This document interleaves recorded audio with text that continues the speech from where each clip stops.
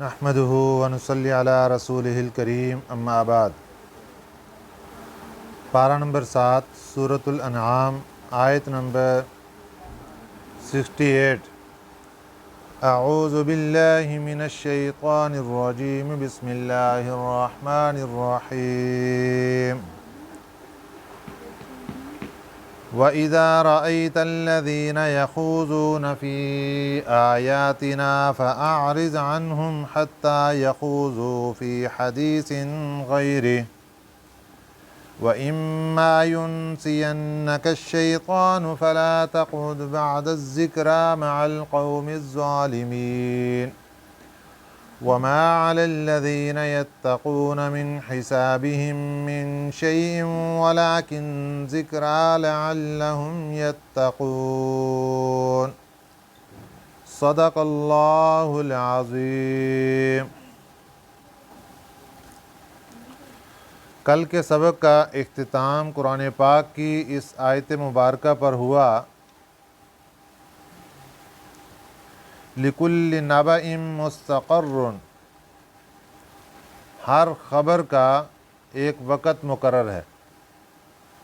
نبی پاک صلی اللہ علیہ وسلم نے جتنے بھی خبریں دیں، یہ حالات آگے پیش آنے والے ہیں، اس کا وقت مقرر ہے۔ وَسَوْفَ تَعْلَمُونَ، عن قریب تمہیں پتہ چل جائے گا۔ یہ تو خطاب تھا مشرکین مکہ کے ساتھ۔ آج کے سبق کا خطاب ہے ایمان والوں کے ساتھ۔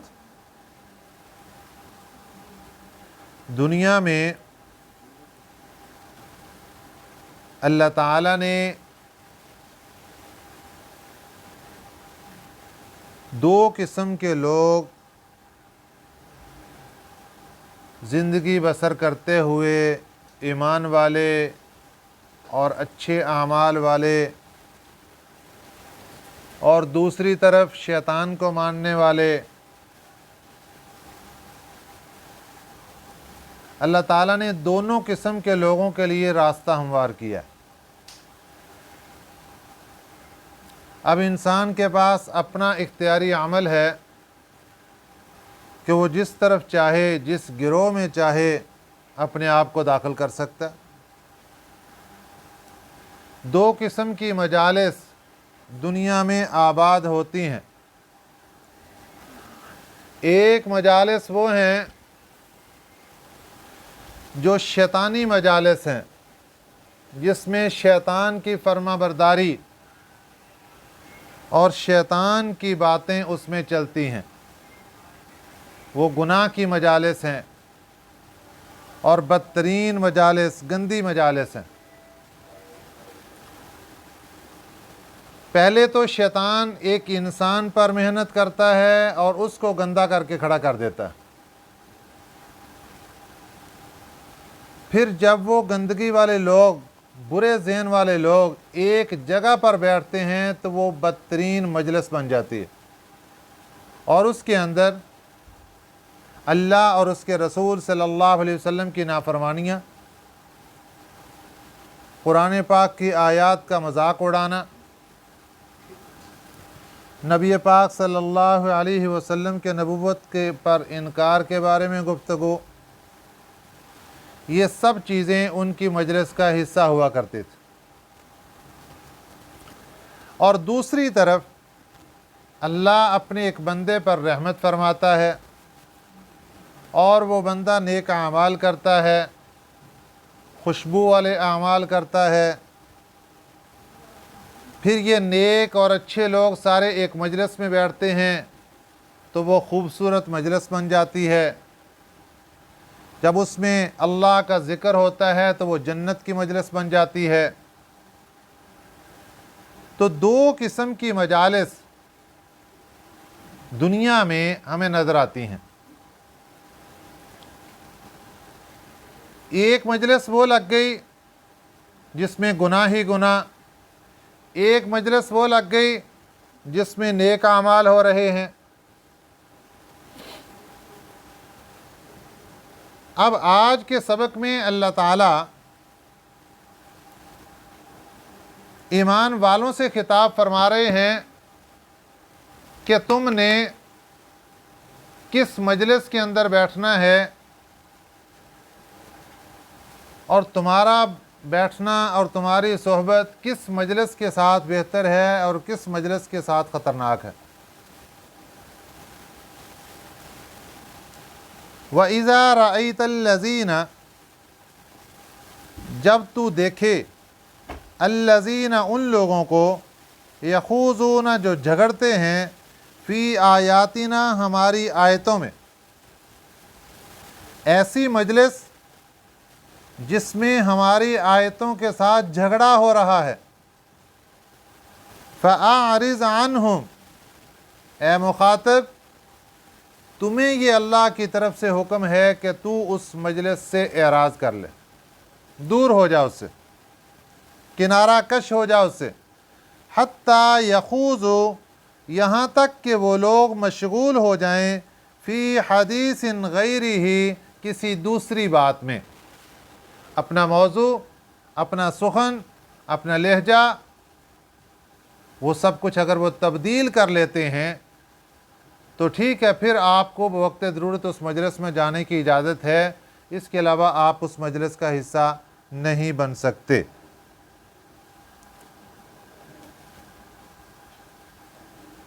وَإِمَّا يُنْسِيَنَّكَ الشَّيْطَانُ، اور اگر بھلا دے تجھ کو شیطان، آپ اس مجلس میں بیٹھے ہیں اور اس میں اللہ اور اس کے رسول صلی اللہ علیہ وسلم کی نافرمانیاں شروع ہو گئیں،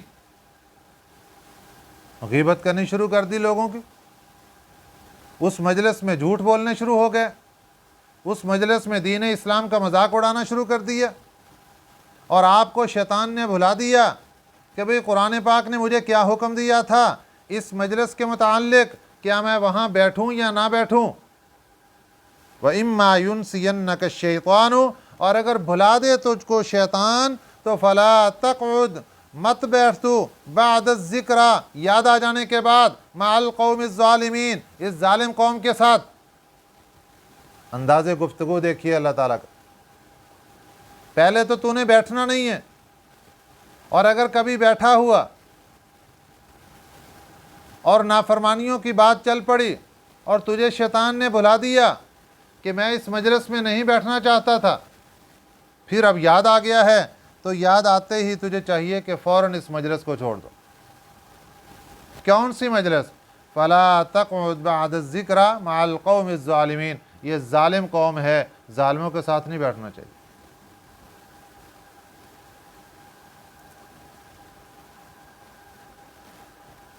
اس سے پیچھے سورۃ النساء پارہ نمبر 5 میں، وہاں پر بھی اللہ تعالیٰ نے منع فرمایا تھا کہ بھئی یہ جو ظالم قسم کے اور غلط ذہن کے لوگ ہیں ان کے ساتھ مت بیٹھو۔ وہاں اللہ تعالیٰ نے یہاں تک ارشاد فرما دیا تھا کہ اگر تم میرے کہنے کے مطابق وہاں سے اٹھو گے نہیں، اس مجلس کا حصہ بنے رہو گے، تو انکم اذا مثلہم، تم بھی انہی کے ساتھ شمار کیے جاؤ گے۔ یہاں تک قرآن پاک کے الفاظ کہ تم بھی اسی مجلس والوں کے ساتھ شمار کیے جاؤ گے اگر اس مجلس کو چھوڑو گے نہیں۔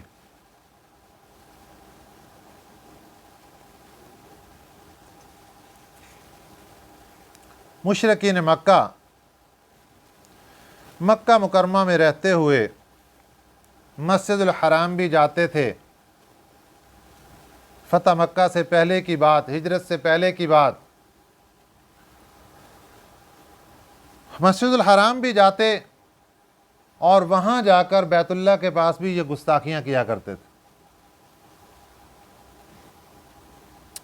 اللہ تعالیٰ نے قرآن پاک کی ایک آیت مبارکہ مسلمانوں پر نازل فرمائی، وَلَا تَرْكَنُوا إِلَى الَّذِينَ ظَلَمُوا فَتَمَسَّكُمُ النَّارُ، ظالم لوگوں کے ساتھ میل جول بند کر دو بھی،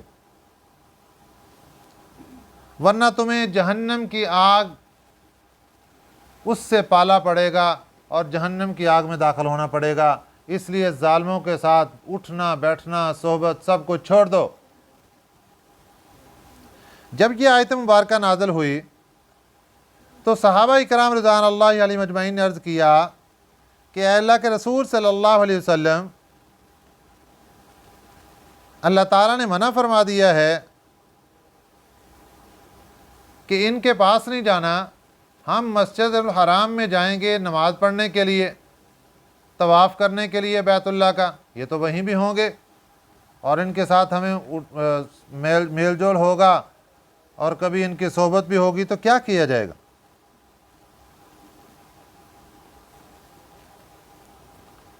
تو اللہ تعالیٰ نے قرآن پاک کی یہ آیت مبارکہ نازل فرمائی، وَمَا عَلَى الَّذِينَ يَتَّقُونَ مِنْ حِسَابِهِمْ مِنْ شَيْءٍ، اور نہیں ہے ان پرہیزگاروں پر، وَمَا عَلَى الَّذِينَ، اور نہیں ہے ان لوگوں پر جو پرہیزگار ہیں،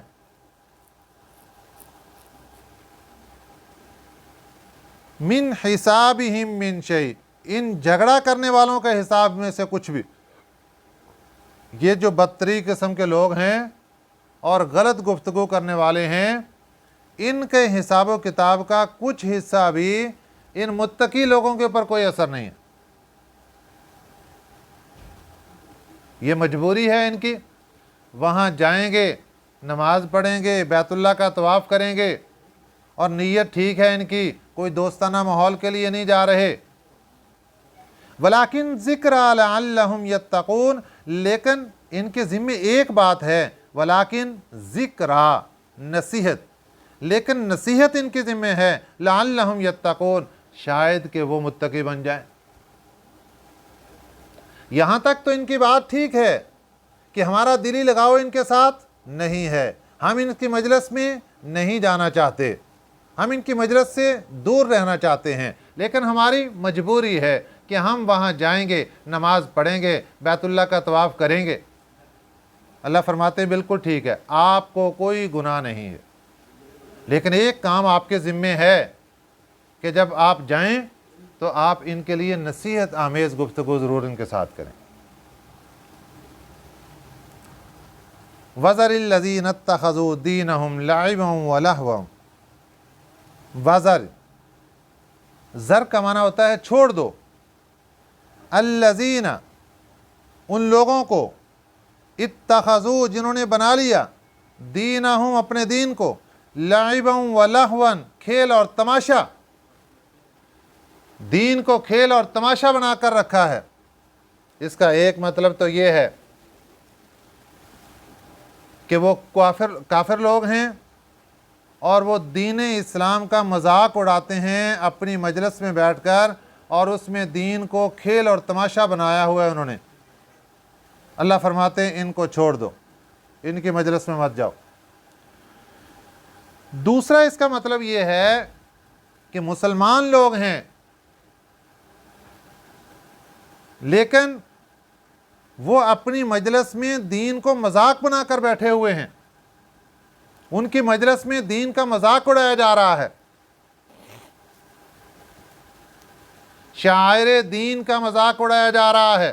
شاعر دین، دینی علامات، داڑھی رکھنا دینی علامت ہے، عورت کا برقع پہننا دینی علامت ہے، نشانی ہے،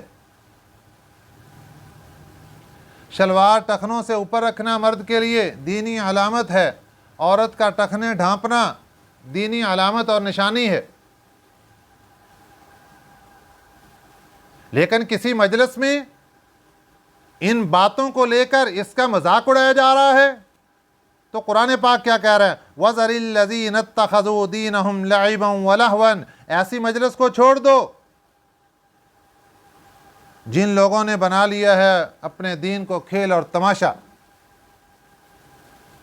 اور اصل وجہ کیا ہے؟ وَغَرَّتْهُمُ الْحَيَاةُ الدُّنْيَا، دھوکے میں ڈال دیا ہے ان کو دنیا کی زندگی نے۔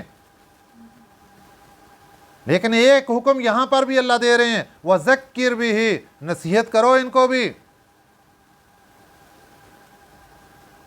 أَن تُبْصَلَ نَفْسٌ بِمَا كَسَبَتْ، تاکہ یہ گرفتار نہ ہو جائیں۔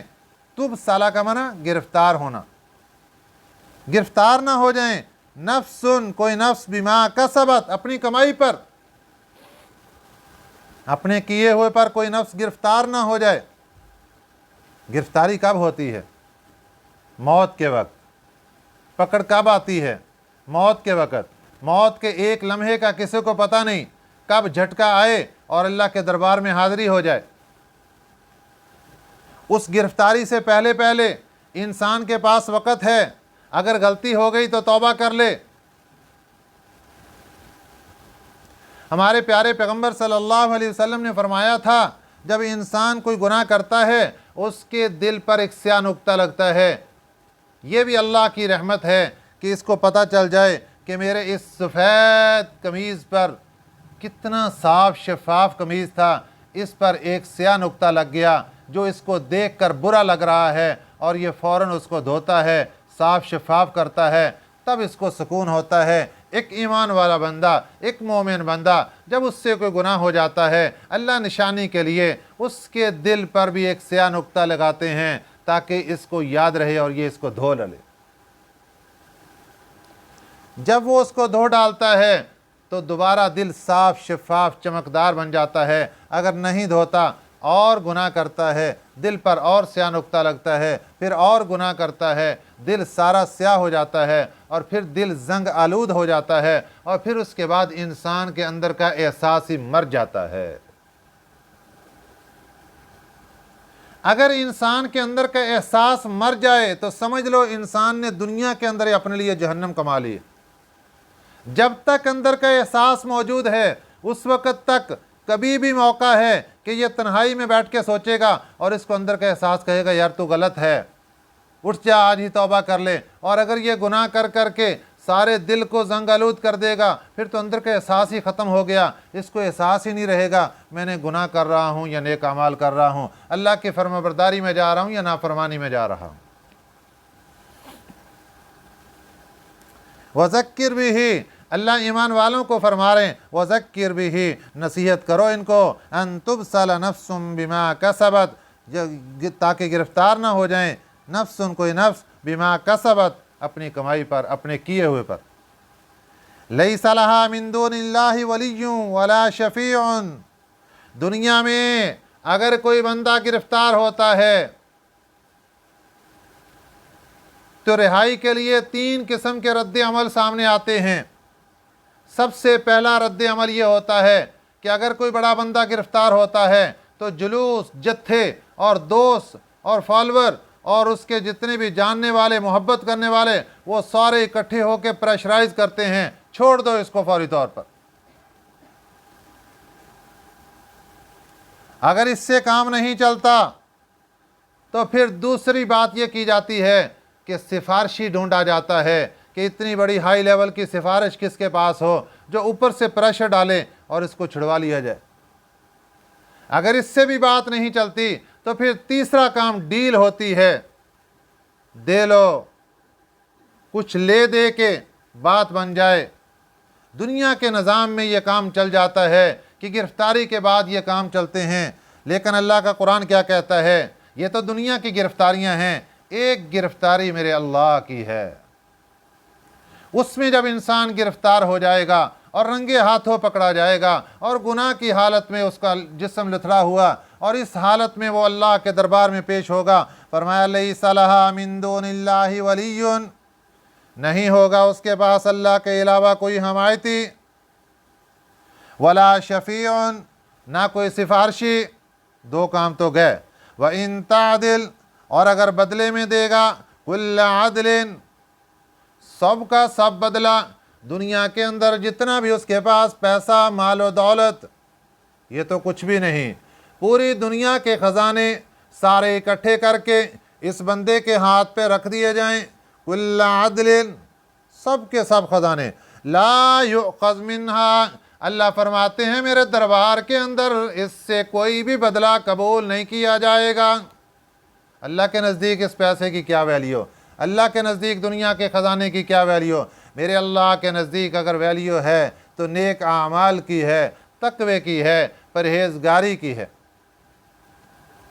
اولئک الذین ابسلوا بما کسبوا، یہ وہی لوگ ہیں جو گرفتار کیے گئے اپنے کیے ہوئے پر، اپنی کمائی پر۔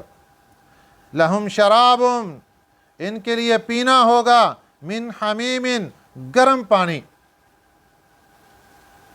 وعذاب علیم، اور دردناک قسم کا عذاب ہوگا، بما کانوا یکفرون، اس سے ان کے کفر کے سبب، ان کے انکار کے بدلے میں، بما کانوا یکفرون، اس وجہ سے کہ یہ انکار کیا کرتے تھے۔ قیامت کے دن اللہ کی عدالت میں ایک جہنمی کو جہنم کے اندر ڈال دیا جائے گا، اس کو پیاس لگے گی، وہ شدت سے تڑپے گا، پانی پانی پانی پانی کرے گا، اس کو پہلے کچھ نہیں دیا جائے گا۔ جب تڑپ تڑپ کر برا حال ہوگا، اللہ ایک فرشتے کو بھیجیں گے، جاؤ اس کو پلاؤ۔ جہاں پر جہنمیوں کی خون اور پیپ بہہ رہا ہوگا، وہاں سے ایک برتن بھرا جائے گا، کیسا بدبودار اور بدترین ہوگا وہ، اور وہ اٹھا کے لا کے اس کے ہاتھ میں تھمایا جائے گا، اور اس کی گرمی کا عالم یہ ہوگا، اس کا ٹمپریچر اتنا تیز ہوگا کہ جب یہ اس پیالے کو پکڑ کے اپنے چہرے کے پاس کرے گا پینے کے لیے، اس کے چہرے کا سارا چمڑا اتر کے اس پیالے کے اندر گر جائے گا، لیکن مارا ہوا پیاس کا تب بھی اس کو پی جائے گا۔ اس کے پینے سے اندر کی انتڑیاں ساری کٹ کے پیخانے کے راستے باہر نکل جائیں گے۔ اللہ ایک فرشتے سے فرمائیں گے، جاؤ یہ سب کچھ اٹھاؤ اور پھر دوبارہ اس کے منہ میں ٹھونس دو، کیونکہ موت مر چکی ہے، موت کے اوپر بھی موت آ چکی ہے، اب اس کے اوپر موت تو آنی نہیں، اب یہ اسی عذاب کے اندر مبتلا ہوگا جس کا ذکر اللہ نے یہاں قرآن میں فرما دیا، لہم شراب من حمیم، ان کے لیے گرم پینا ہوگا۔ دنیا کے اندر گرم پانی پینا مشکل ہے، وہاں گرم پینا ہوگا، اور گرم پینا بھی کیا ہوگا؟ جہنمیوں کا خون پینا ہوگا۔ گرم پینا کیا ہوگا؟ جہنمیوں کے خون کے ساتھ اس کی جو پیپ بہہ رہی ہوگی وہ پینا ہوگا۔ وعذاب علیم، اللہ فرماتے ہیں اتنا ہی عذاب نہیں، اس کے علاوہ بھی اور دردناک قسم کے عذاب ہوں گے۔ کیوں ہوں گے؟ بما کانوا یکفرون، انکار کی وجہ سے ہوں گے، کفر کی وجہ سے ہوں گے، جو دنیا کے اندر کفر کرتے رہے اس کی وجہ سے ہوں گے۔ یہ آیت کا اختتام، رکوع کا اختتام اللہ تعالیٰ نے ان الفاظ کے ساتھ کر کے مجھے اور آپ کو یہ بات سمجھا دی، دنیا کے اندر ایک کفریہ زندگی ہے، دنیا کے اندر ایک ایمان والی زندگی ہے، دنیا کے اندر ایک شیطانی مجالس ہیں، ایک رب رحمان کی مجالس ہیں۔ اے ایمان والو، تمہیں کفریہ مجلس میں جانے کا کوئی حق نہیں ہے، تمہارے لیے کفریہ مجلسوں میں جانا حرام ہے، قرآن پاک نے منع کر دیا، تم اپنا اعمال کا بیڑا غرق کر لوگے اگر ان کفریہ مجلس میں گئے تو دیکھو جو ان کے ساتھ حشر ہو رہا ہے، خطرہ ہے کہ کہیں تمہارے ساتھ بھی ایسا حشر نہ ہو جائے۔ اور دنیا کے اندر جو لوگ گناہ کرتے ہیں، گناہوں کی مجلس بناتے ہیں، ان کے لیے بھی یہ حکم ہے کہ نیک لوگوں کو چاہیے کہ گناہگاروں کی مجلس میں مت جائیں، لیکن اگر اس نیت سے جاتے ہیں کہ ان کی اصلاح ہو جائے، اس نیت سے جاتے ہیں کہ ان کو نصیحت کر لیں، پھر جانے کی اجازت ہے۔ لیکن اگر ان کا پلڑا بھاری ہے اور خطرہ ہے کہ یہ جا کر وہاں کوئی بات بھی نہیں کر سکیں گے اور اس مجلس کا حصہ بن جائیں گے، تو پھر سورۃ النساء پارہ نمبر 5 اس کی یہ آیت مبارکہ ذہن کے اندر رکھیے، انکم اذا مثلہم، پھر تمہیں بھی انہی میں شمار کیا جائے گا۔ اللہ تعالی ہمیں صحیح سمجھ نصیب فرمائے، آمین۔ وما علینا الا البلاغ المبین۔